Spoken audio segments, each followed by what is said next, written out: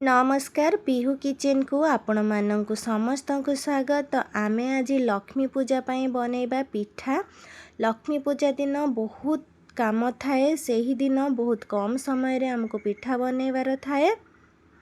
तो चलतु आज रेसिपीटी स्टार्ट करनबा। ता पूर्व मु कहि रखे मो चैनल जदि नुआ अछंती ताले लाइक शेयर और सब्सक्राइब करिवे। तो पिठाटी को आपण देखि पारुथिबे जेतिकी देखिबापी सुंदर होती खावाई ताठू अधिक टेस्टी होता। तो आपण एमती ही पिठा केवल 5 ରୁ 10 मिनिट भितर बनईकी माँ को पाखरे भोग लगे पारे। यही पिठाटी को मझी गोटे काटिकी देखौची। तो देखिपे केते सॉफ्ट होती यही पिठाटी देखापी बहुत सॉफ्ट होती और खावाई बहुत ही टेस्टी होता। तो चलतु आज रेसिपीटी देखि नबा। तो यही पिठा को बनैबापी प्रथम मुझे सुजी नहीं जाइए मापिकी गोटे गिनारे नहीं 2 कप पाखापाखि मुझे सुजी नहीं। तो गिना माप करेंगे 2 गिना पाखापाखि मुझे सुजी नहीं 2 गिना सहित मुझे 2टी कदली नहीं और सबुतक भल से गोले देती। तो यह 10 ରୁ 15 मिनिट या रेस्ट पाई छाड़ी देती सुजीटी भल से फुली जाइए। तो देखिपे मो सुजीटी को देखा सुजी बढ़िया से फुली जाइए। एबे आमे यही सुजी रे कौन करवा ना अलैच मुझे 2-3टी सेमती ही दे दूची। जदि आपण पाखरे गुंड अच्छी ताले दे पारिबे।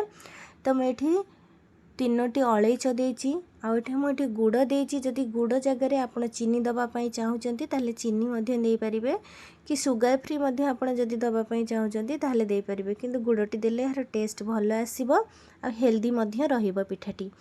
तो एबे आमे कौन करवा ना से जो मिश्रण आमे मिसई थिले सुजी कदली आ गुड़ को आमे इथिरे ढाली दबा मिक्सी रे। आ मिक्सी रे अल्प टिके पानी देकी मिक्सी टी को आमे भल से चलई नबा। ये जो खदड़ा अंश देखा जाउची सुजी रो से रहिबनी। तो या को फाइन गोटे पेस्ट बनै नबा।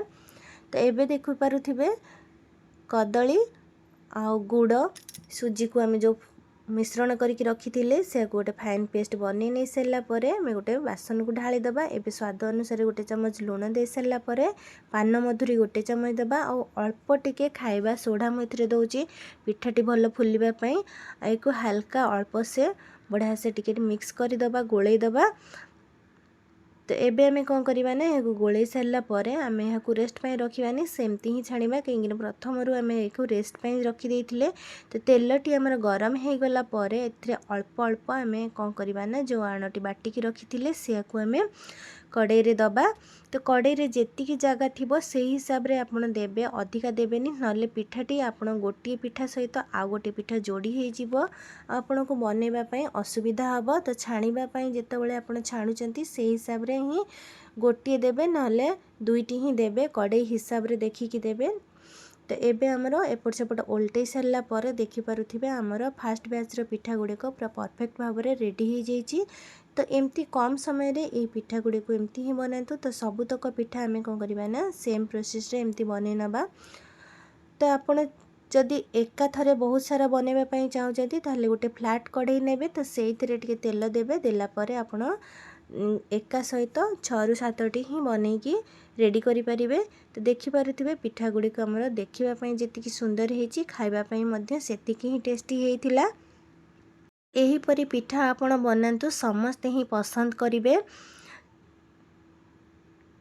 देखि पारुथिबे पिठार कलर बढ़िया आछि। तो एमती ही पिठा बनातु। तो मझिरे मु मध्य प्रथम गोटे काटिकी देखैथिले एबे मध्य मु गोटे काटिकी देखौची पिठाटी देखि पारुथिबे केते सॉफ्ट हेछि ये पिठाटी। एमती ही पिठा बनातु माँ लक्ष्मी को पाखरे भोग लगातु देखिबे बहुत कम समय रे आपण बहुत सारा पिठा बनै परिबे आ भोग लगै परिबे। तो आ गोटे वीडियो रे देखा हबा। Thank you for watching.